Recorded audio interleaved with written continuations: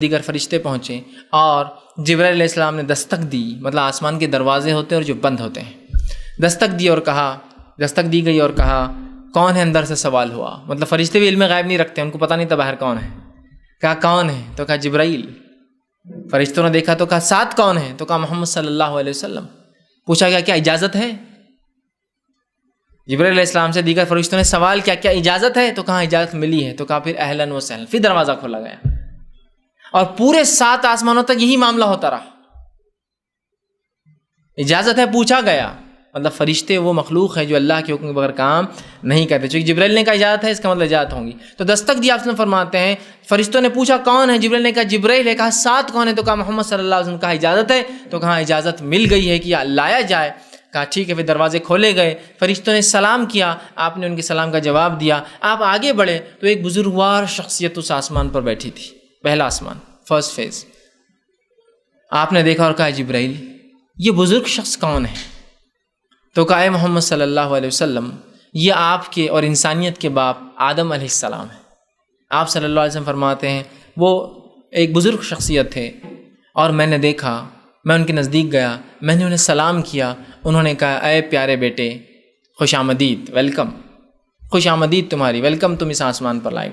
اس کے بعد آپ نے فرماتے ہیں میں نے آدم علیہ السلام کو دیکھا، وہ جب اپنے سیدھے ہاتھ کی طرف دیکھتے ہیں تو خوش ہوتے ہیں، الٹے ہاتھ کی طرف دیکھتے ہیں تو رنجیدہ ہو جاتے ہیں، روتے ہیں، غمزدہ ہو جاتے ہیں۔ میں نے کہا جبرائیل یہ کیوں اس طرح سے سیدھے ہاتھ کی طرف دیکھتے ہیں خوش ہوتے ہیں، الٹے کی طرف دیکھتے ہیں رنجیدہ ہو جاتے ہیں؟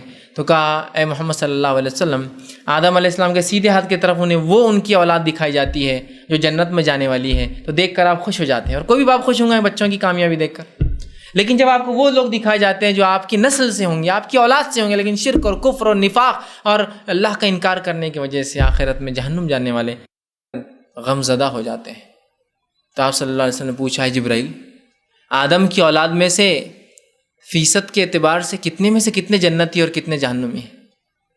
تو کہا اے محمد صلی اللہ علیہ وسلم 1000 میں سے ایک جنتی ہے، صرف 1000 میں سے 1.0001%، اشاریہ 0.001% لوگ جنت میں جائیں گے، صرف 1000 میں سے ایک جائیں گا۔ تو کہا ہر 1000 میں سے ایک جنتی ہے اور 999 جہنم میں جانے والے ہیں۔ تو اسی لیے آدم ایک طرف دیکھتے ہیں تو خوش ہوتے ہیں، دوسری طرف دیکھتے ہیں تو غمزدہ ہو جاتے ہیں۔ بہرحال یہ تھا سفر کا پہلا حصہ اور پہلا آسمان۔ آپ فرماتے ہیں وہاں سے مجھے پھر دوسرے آسمان کی طرف بڑھایا گیا۔ دوسرے آسمان پہ جب میں پہنچا دستک دی گئی، پھر سے پوچھا گیا کون؟ تو کہا جبرائیل۔ کہا ساتھ کون ہے؟ تو کہا محمد صلی اللہ علیہ وسلم۔ کہا اجازت ہے؟ تو کہا اجازت ملی ہے۔ تو کہا خوش آمدید۔ دروازہ کھولا گیا، فرشتوں نے آپ کو سلام کیا۔ آپ کہتے ہیں میں وہاں سے جب دوسرے آسمان پر گیا تو میں نے 2 شخصیات کو دیکھا۔ میں نے پوچھا اے جبرائیل یہ دونوں کون ہیں؟ اس سے بھی پتہ چلتا ہے نبی اکرم صلی اللہ علیہ وسلم کو علم غیب نہیں تھا، آپ بار بار پوچھ رہے یہ کون ہے، یہ کون ہے، یہ کون ہے، یہ کون ہے؟ تو کہا اے محمد صلی اللہ علیہ وسلم اس میں سے جو ایک ہے وہ یحییٰ ابن زکریا ہے۔ یحییٰ ابن زکریا مطلب یحییٰ علیہ السلام جو زکریا علیہ السلام کے بیٹے تھے، اور دوسرا کہا گیا یہ عیسیٰ ابن مریم ہے علیہ السلام۔ آپ صلی اللہ علیہ وسلم نے دیکھا، اور ایک روایت میں آپ فرماتے ہیں میں نے جب عیسیٰ علیہ السلام کو دیکھا ایسی کیفیت میں تھے کہ بال جیسے انسان کے بھیگے ہوئے ہوتے ہیں، نہا کر نکلتا ہے ہلکے ہلکے بھیگے ہوئے، اور آپ کے بال کاندھوں تک تھے اور اس میں سے پانی ٹپک رہا تھا، ایسا انسان نہا کے نکلتا ہے، ٹھیک۔ تو بہرحال آپ فرماتے ہیں کہ پھر میں آگے بڑھا اور دونوں نے مجھے سلام کیا، آپ صلی اللہ علیہ وسلم نے جواب دیا۔ کچھ روایتوں میں آپ کے سلام کرنے کے الفاظ ہیں، کچھ نبیوں کو، اور کچھ روایت میں ان کا ہے۔ بہرحال دونوں ہی باتیں درست ہو سکتی ہے، ایسا 2 لوگ ملتے ہیں اور دونوں سلام کرتے ہیں اور پھر دونوں بھی جواب دیتے ہوتا ہے نا کبھی، واللہ عالم۔ بہرحال کچھ روایتوں میں الفاظ ہے کہ انبیاء نے آپ کو کیا، کچھ میں الفاظ ہے کہ آپ نے انبیاء کو کیا۔ بہرحال سلام ہوا، سلام کے بعد ملاقات کی دونوں سے، اور اس کے بعد رسول اکرم صلی اللہ علیہ وسلم کو تیسرے آسمان کی طرف لے جایا گیا۔ تیسرے آسمان کی طرف جب آپ بڑھے، آپ کہتے ہیں پھر وہی مرحلہ ہوا، دستک دی کہ پوچھا گیا کون؟ کہا جبرائیل۔ کہا ساتھ کون ہے؟ تو کہا محمد صلی اللہ علیہ وسلم۔ کہا اجازت؟ تو کہا اجازت ہے۔ آسمان کا دروازہ کھولا گیا۔ جب میں وہاں اس آسمان پہ گیا تو میں نے بڑا ہی خوبصورت انسان وہاں دیکھا۔ میں نے پوچھا جبرائیل یہ کون انسان ہے؟ تو کہا یہ یوسف ابن یعقوب علیہ السلام ہے، یوسف علیہ السلام۔ اور آپ نے فرماتے جب میں نے یوسف علیہ السلام کو دیکھا، ان کو اللہ رب العزت نے دنیا کی خوبصورتی کا بڑا حصہ دے رکھا تھا، مطلب بہت ہی خوبصورت، بہت ہی حسین اور بہت ہی جمیل تھے۔ اسی روایت سے لوگ کہتے ہیں کہ یوسف علیہ السلام جو ہے بڑے خوبصورت تھے، جیسے کہ آپ نے فرمایا کہ انہیں دنیا کی خوبصورتی کا بڑا حصہ اللہ نے دے رکھا تھا، بہت خوبصورت تھے۔ بہرحال یوسف علیہ السلام کو آپ نے دیکھا، سلام ہوا، اور وہاں سے آپ کو جو ہے چوتھے آسمان کی طرف لے جائے گا۔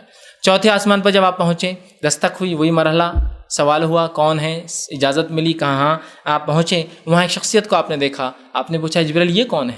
تو کہا یہ ادریس علیہ السلام ہے۔ آپ کی وہاں ادریس علیہ السلام سے ملاقات ہوئی، سلام کلام ہوا، وہاں سے آگے بڑھے، 5ویں آسمان کی طرف بڑھے، 5ویں آسمان میں گئے، وہاں دستک دی گئی، سوال و جواب کا مرحلہ ہوا، دروازہ کھولا گیا، آپ وہاں گئے، آپ نے ایک شخص کو دیکھا، کہا اے جبرائیل یہ کون ہے؟ تو کہا یہ ہارون ابن عمران علیہ السلام، موسیٰ علیہ السلام کے بڑے بھائی تھے ہارون علیہ السلام۔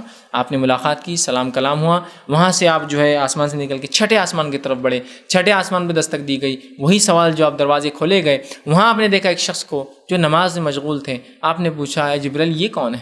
تو کہا یہ موسیٰ ابن عمران علیہ السلام، موسیٰ علیہ السلام ہے۔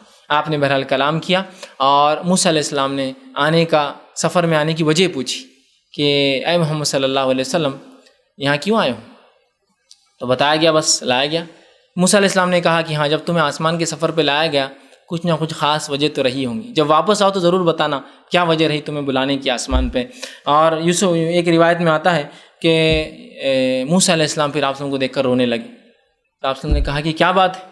تو یہ موسیٰ علیہ السلام نے کہا یہ ایک نبی جو میرے بعد آیا، ایک نبی جو میرے بعد آیا، لیکن اس کی امت تعداد میں میری امت سے زیادہ رہیں گی، اس وجہ سے مجھے رونا آ رہا ہے۔ چونکہ بنی اسرائیل کو یہ شرف حاصل تھا کہ یہ سب سے بڑی امت تھی، کب تک؟ امت محمدیہ سے پہلے تک سب سے بڑی امت تھی، تمام امتوں میں سب سے تعداد کے اعتبار سے کوانٹٹی میں سب سے بڑی تھی، لیکن آپ صلی اللہ علیہ وسلم پر ایمان لانے والے، ظاہر سی بات ہے ان کی ایمان لانے والوں سے بہت کثرت میں زیادہ ہے، تو اس پر آپ کو رونا آیا۔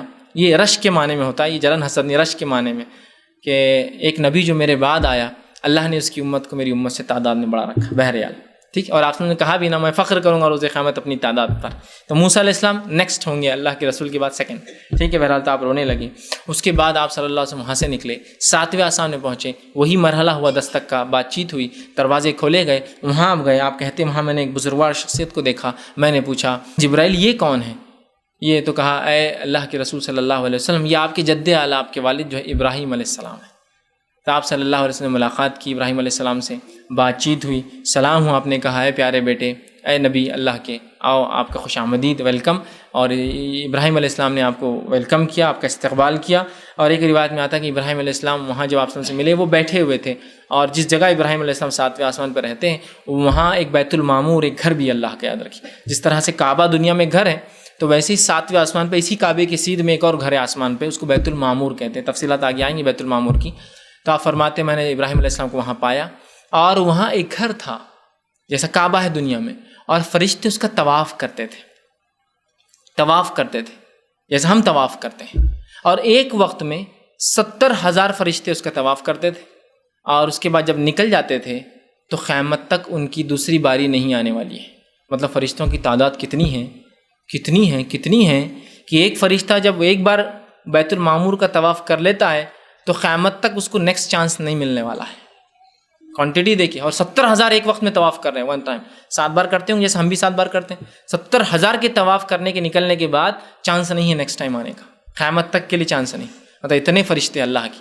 لیکن اس کے باوجود بھی دیکھیے اللہ رب العزت نے انسانوں اور جنوں کو پیدا کیا، حالانکہ اس کی عبادت حمد و ثنا بڑائی کے لیے اتنی مخلوق تھی جو تعداد میں اتنی کہ 70,000 بھی ہر وقت کرنے کے بعد بھی وہ نیکسٹ ٹائم ان کا چانس نہیں آنے والا ہے۔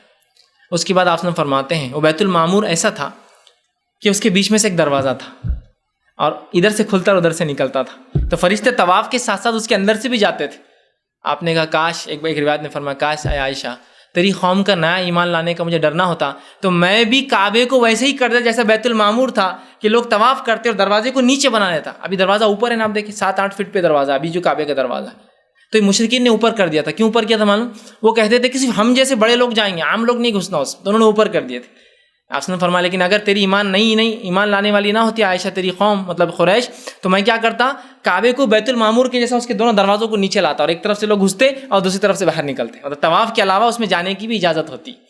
بہرحال خیر وہ نہیں کرے آپ نے، اس لیے کہ ڈر تھا کہ قوم میں اشتعال نہ ہو جائے، کچھ تماشا نہ ہو جائے، لوگ خاموخواہ ایک مسئلہ نہ ہو جائے۔ بہرحال تو بیت المعمور کا وہ طواف کرتے اور نکلتے اور جاتے۔ وہاں ابراہیم علیہ السلام سے ملاقات ہوئی، ابراہیم علیہ السلام نے کچھ نصیحتیں بہرحال امت مسلمہ کے لیے آپ صلی اللہ علیہ وسلم کو کی مختلف، چونکہ یہ اسراء اور معراج کی روایتیں اتنی زیادہ ہے اور کوئی بھی ایک روایت مکمل نہیں ملتی ہے، کہ تو ہر راوی نے کسی مطلب کے تحت اور کسی مقصد کو بیان کرنے روایت کا ایک حصہ بیان کیا ہے، تو پوروں کو جوڑنا